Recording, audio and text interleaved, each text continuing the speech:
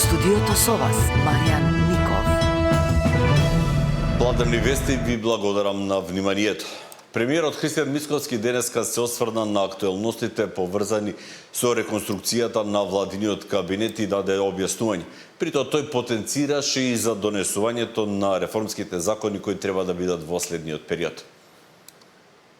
Јас и во изминатиот период, а така и денес, така и утре до 20 часот нема да коментирам ниту ресори, ниту персонални кадровски решенија, додека не помине седницата на извршниот комитет на ВМРО да помине. Овој месец е предвидена реконструкцијата на владата, предвиден е ребалансот на буџетот и доколку има потреба одредени седници со кои што ќе се нивелираат одредени реформски закони кои што се потребни за реформската агенда. Потоа, колку што сум информиран, во август месец собранието е на годишен одмор, така што продолжуваме од септември понатаму. Никој не може да даде гаранции за политичките процеси, но сега е шанса да се искористи моментот за напредок во интеграциите. Порача министерот за надворешни работи на Литванија, која од 1 јануари следната година застанува на чело на Европската унија. Според него, процесот треба да се базира на исполнувања, но повтори дека треба да се исполни консензусот од 2022. Шефот на дипломатијата Тимчо Муцунски верува дека и Литванија и 26 земји членки на Унијата сакаат напредок за Македонија до целосно завршување на преговорите. Сепак е дециден дека на сите среди со европските функционери се барат гаранции дека нема да се соочиме со перманентни блокади од една земја членка. Според Муцунски, договорот со Бугарија од 2022 различно го толкуваат земјите членки, а различно Бугарија. Затоа на Македонија и е потребна предвидливост во целиот процес. ЕУ треба да се проширува.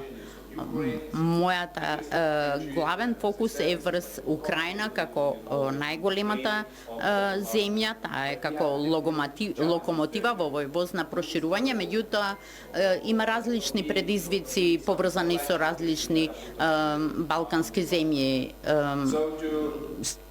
различни билатерални прашања.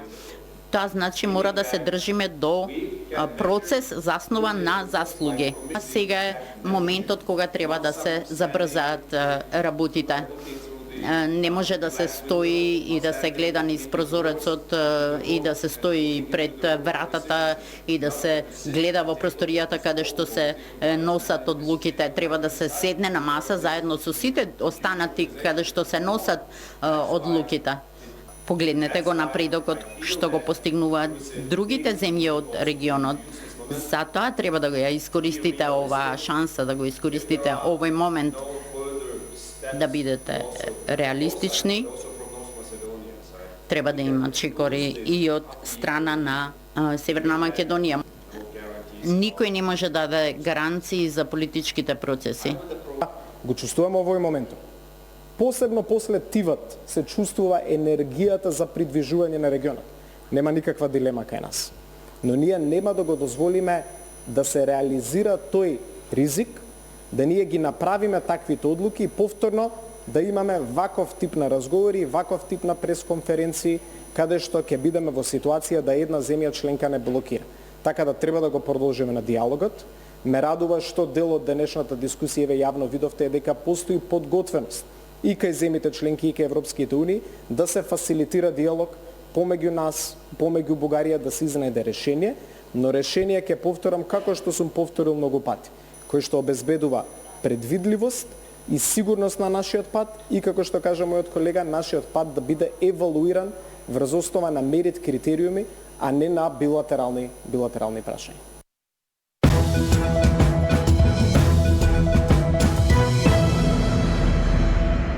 Основното јавно обвинителство Скопје донесе наредба за спроведување истражна постапка против 51 годишен маж осомничен за кривично дело убиство, извршено при семено насилство и побара да му биде определен притвор. Според обвинителството постои основано сомнение дека на 25 јуни во атарот на селото Летевци при вршење семено насилство тој се умисла ја лиши од животот неговата сопруга. Осомничениот вечерта со автомобил ја зел жената од нејзиното работно место, ја однел во тешко пристапен терен каде физички ја нападнал со дел од неговото тело, силно ја притискал на вратот и истовремено ги држал затворени устата и носот за да не може да дише. Жртвата пружала отпор и се бранела, но не успеала да се отргне и се задушила и починала на лице место.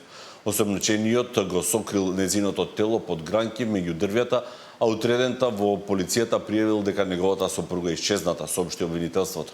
На 27 јуни, како што се наведува во соопштението, на тројца познаници им кажал дека знае каде се наоѓа жената, бидејќи му се појавила во сон и му кажала каде да оди за да ја спаси. Сите со возилото се упатиле кон локацијата каде го забележале телото на жената и пријавиле во полиција. Јавниот обвинител оценил дека во конкретниот случај постојат околности кои укажуваат на опасност од бегство, можност осомничениот да ја попречува кривичната постапка со влијање врз сведоците, како и околности кои го оправдуваат ставот дека тој би можел да стори ново кривично дело.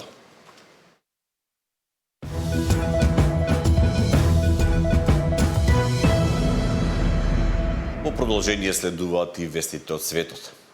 Илјадници демонстранти се